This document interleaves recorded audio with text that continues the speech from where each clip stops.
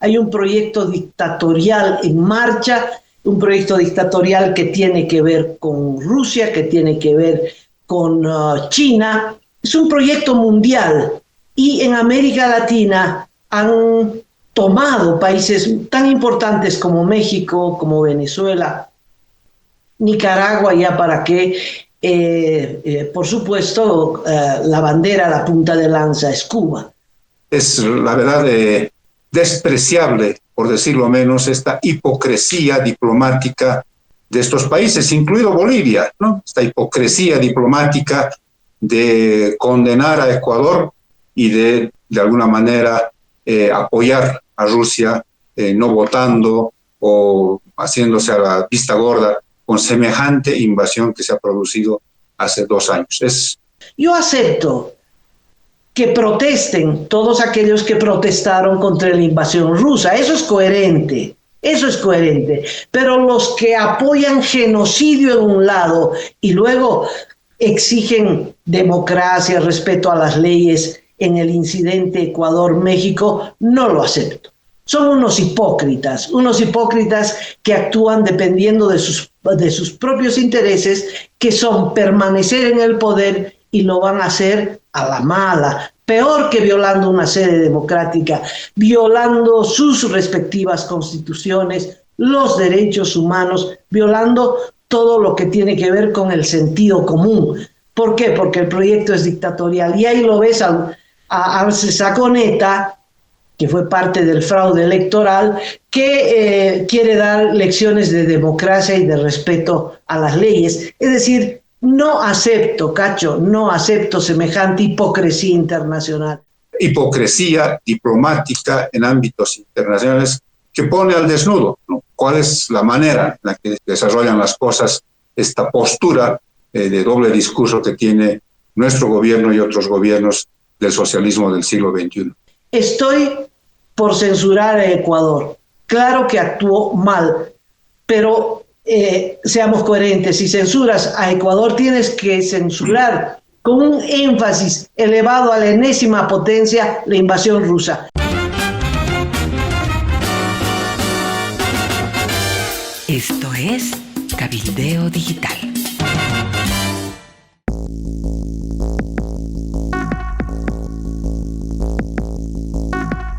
Hola Amalia, hola amigos del planeta. ¿Cómo están? Comenzamos rápidamente a contarles y analizar lo que ha sucedido en la primera reunión del Consejo Permanente de la Organización de Estados Americanos, que se realizó ayer en Washington, en la que Bolivia mostró una especie de doble discurso, como decimos comúnmente acá en el país, una doble cara, ¿no? Porque condenó abiertamente y enérgicamente a Ecuador por el asalto a la embajada mexicana en Quito el último viernes para capturar al expresidente ecuatoriano Jorge Glass, involucrado en casos de corrupción y aparentemente una pieza clave en la relación del gobierno, el régimen de Rafael Correa con el narcotráfico, por una serie de conexiones que tenía con un narcotraficante que también estaba detenido en cárceles ecuatorianas. Les hablo de Leandro Norero, que se comunicaba directamente con Rafael Correa desde su celda de una cárcel ecuatoriana. Bueno, Héctor Arce Saconeta, el embajador boliviano ante la OEA, llevó la palabra del gobierno de Luis Arce y condenó enérgicamente a Ecuador y más bien se puso del lado de México, respaldó al presidente Andrés Manuel López Obrador. Y kilómetros más allá, en Nueva York, don Diego Pari, que es el embajador boliviano ante Naciones Unidas, también hizo lo mismo, condenó enérgicamente la acción de Ecuador en la embajada mexicana en Quito. Y esto, claro, nos hizo recordar esta opuesta acción que tuvo Bolivia a través de sus embajadores en estos organismos internacionales, cuando no dijeron nada, cuando se abstuvieron de votar y cuando esa acción de no votar, de no decir nada, terminó beneficiando a Rusia cuando se produjo la invasión del país conducido por Vladimir Putin a Ucrania el 24 de febrero de 2022.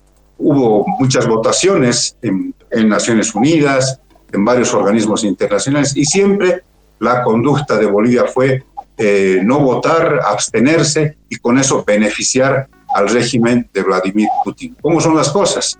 Con unos duros, enérgicos condenando y con otros blandos no votando y beneficiando a regímenes dictatoriales como el de Vladimir Putin. Amalia, amigos, que nos mostraron ayer este doble discurso, esta doble cara del gobierno boliviano.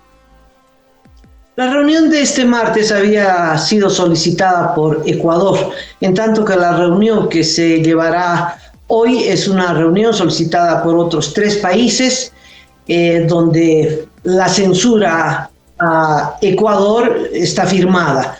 La reunión de ayer permitió un alegato de defensa del Ecuador a través de uno de sus ministros y explicó este ministro, que no le valió nada la explicación, cómo México se había involucrado en la política interna del Ecuador.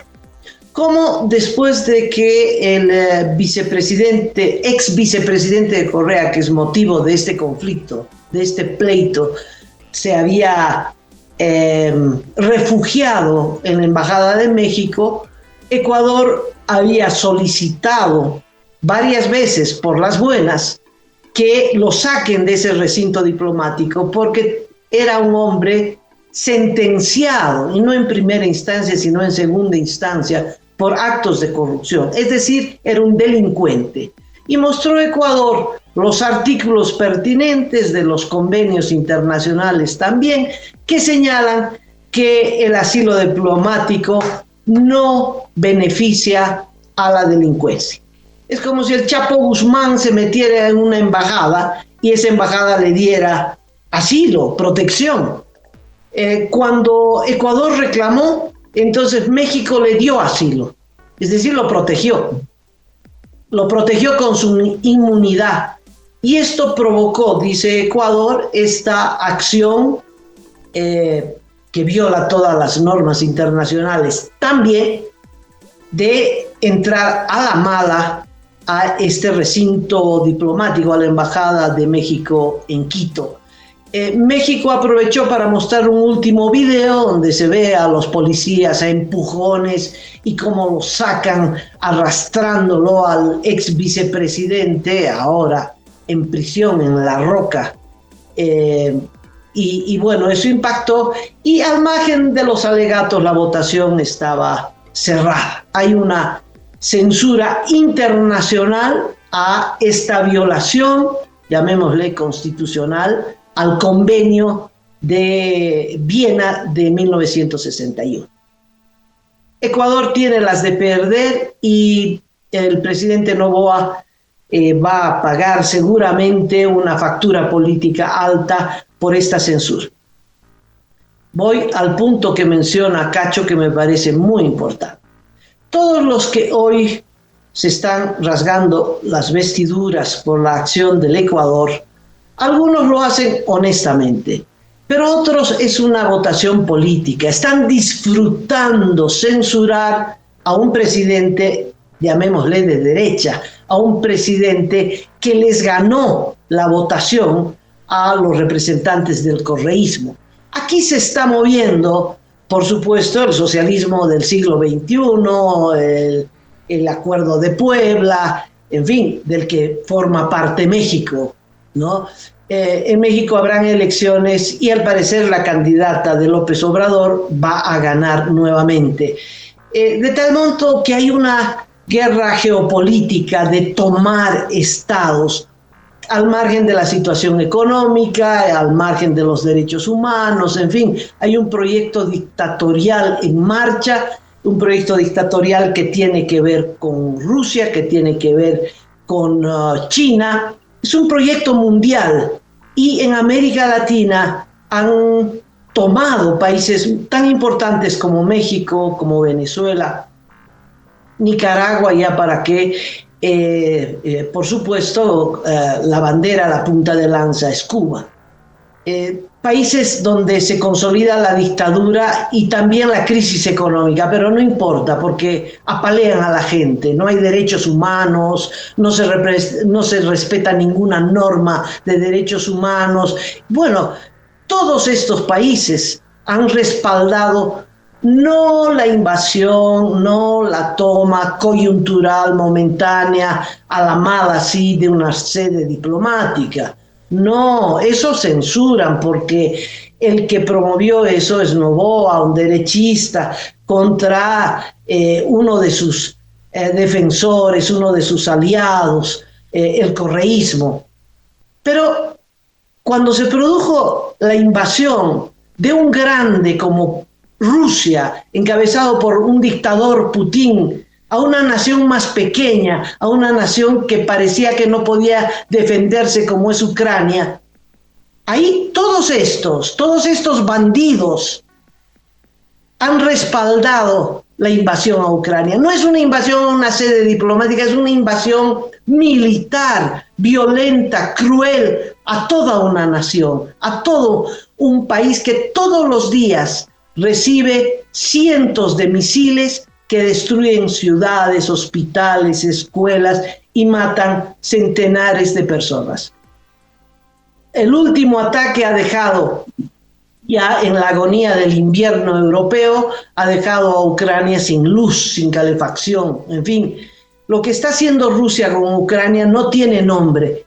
Y eso que no tiene nombre, que es una invasión cruenta, en fin, está respaldada por los que ayer casi se desmayaban a gritos porque cómo era posible que Ecuador hubiera, como dice Noboa, defendido su justicia y cómo es que hubiera entrado a la mala a una sede diplomática. Yo acepto que protesten todos aquellos que protestaron contra la invasión rusa. Eso es coherente, pero los que apoyan genocidio en un lado y luego exigen democracia, respeto a las leyes en el incidente Ecuador-México, no lo acepto.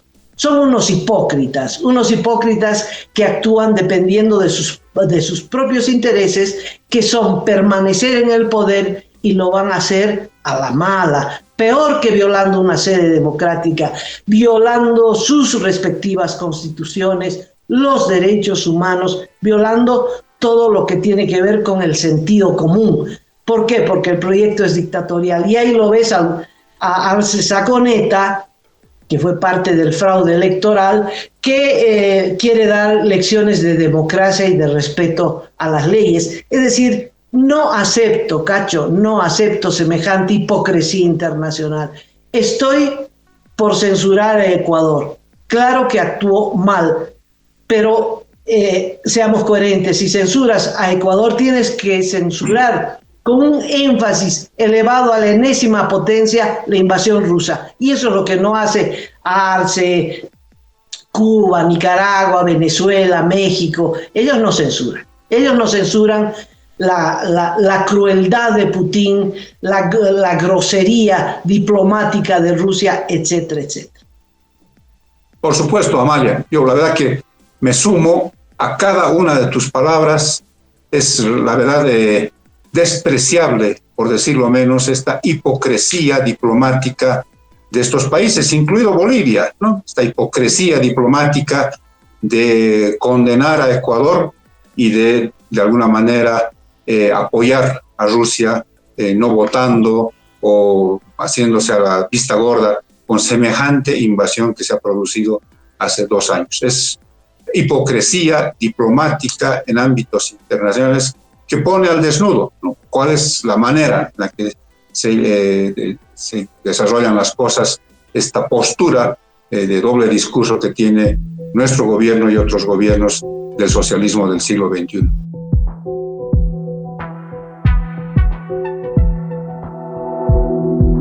Aporta a Cabildeo Digital y apoya al periodismo independiente.